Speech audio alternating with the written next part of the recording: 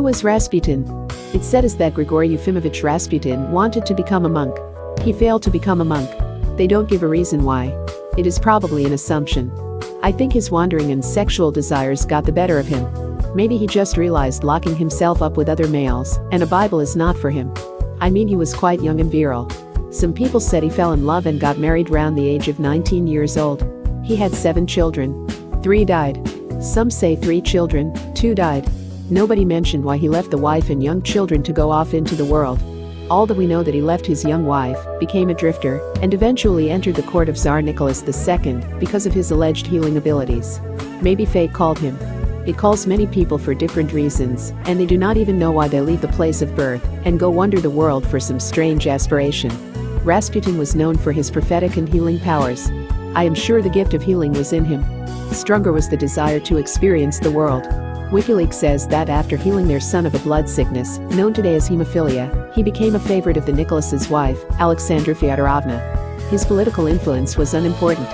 Rasputin became mixed up in the actions of the Russian Revolution and met a cruel death at the hands of his killers in 1916. Early life. Rasputin was born to a Siberian farmer family around 1869. That suggests Rasputin was a poor person or a laborer of some kind. He received little education. That is understandable, given the time he lived in. Even today, poor people seldom advance out of their situation because of the shackles of society. WikiLeaks writers also assume that Rasputin probably never learned to read or write. They must just explain how he made a note or told the Tsar about his coming death or preached from the Bible. Some people of his village said that he possessed supernatural powers, while others refer to examples of extreme cruelty. That must have been when he was still a young person. Remember, he left his wife and 4 children when he must have at least been in his late 20s, early 30s, I guess. It also depends on the people that remembers him or the groups he used to hang out with. Some of the information could be hearsay. It might also mean that he led a double life. If I question about your life after your death, how many different stories will people spin about you? For a time, it was believed his name Rasputin meant wicked in Russian. Historians now believe that Rasputin meant where 2 rivers meet. It is an area in Siberia near his place of birth. Sometimes people name individuals by the area where they come from, especially when they moved away to another town or state. Rasputin entered the Verkhovna monastery in Russia with the intention of becoming a monk, but left shortly thereafter, presumably to get married. At age 19, he wed Praskovia Fyodorovna, and they later had 3 children. 2 others died shortly after birth. In his early 20s, however, Rasputin left his family and traveled to Greece and the Middle East, making several pilgrimages to the Holy Land. The internet mentions 2 children, Maria and Dmitry, who fled to Siberia. 3rd child Barbara is also mentioned. Some historians mention that Rasputin fathered 7 children, others 9.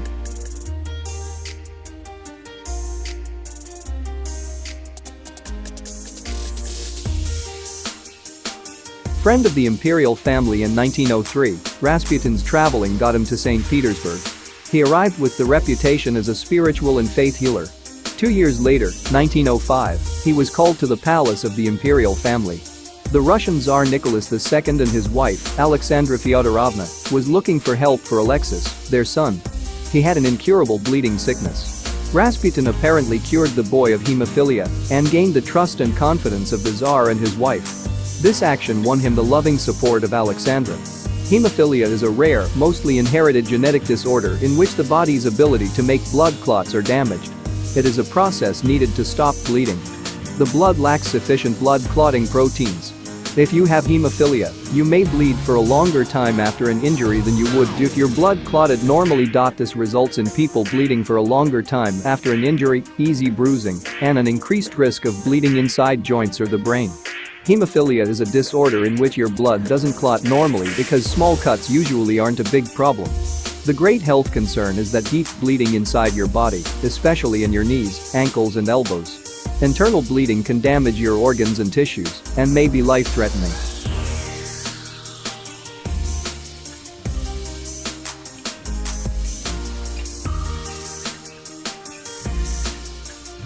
Rasputin and the government citizens have always problems with the rule of government of the day. Look at your government.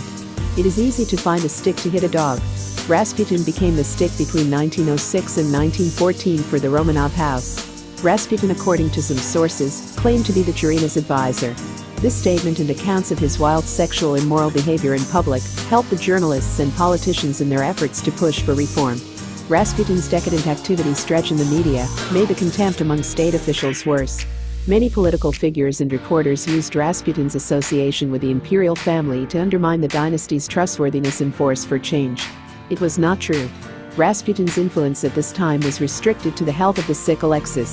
Russia entered World War I. Nicholas II took command of the Russian army in 1915, and Alexandra was responsibility for national policy. Rasputin prophesied that disaster would happen in the kingdom. Some ministers were suspicious of the mad monk. She always defended Rasputin, and she blocked or dismissed ministers who were mistrustful of him.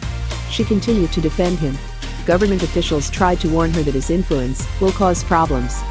She did not listen, and even created the impression that Rasputin, was her closest advisor.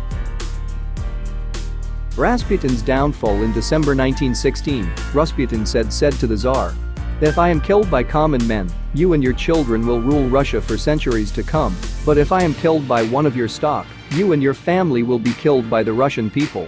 It is said that people tried many times to kill Rasputin, but it was not successful. They probably referred to years earlier when a woman wounded him seriously with a knife.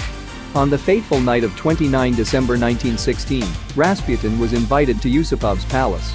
It was a scheme to get rid of him. The group of schemers included the Grand Duke Dmitry Pavlovich, the Tsar's first cousin, and Prince Felix Yusupov. At the party, they served him wine and cakes spiked with cyanide. The poison had no effect on him. The conspirators were puzzled, but not put off. Rasputin eventually became rather drunk. The poison in his liquor still seemed to have no effect on him. The surprised accomplices eventually shot Rasputin multiple times. He was then wrapped in a carpet and thrown into the Neva River. Some people saw him alive in the icy river. 3 days later he was discovered in the river. It seemed that he had a fatal bullet wound in the forehead. Rasputin was dead and out of the way, but the last of his prophecies was yet to true. It is also said that before his death, he told or gave Nicholas a letter to forecast that if he was murdered or executed by government officials, the whole royal family would be killed by the Russian people. 15 months later, during the Russian Revolution, the Tsar, his wife and all of their children were murdered by assassins. Rasputin's prediction came true.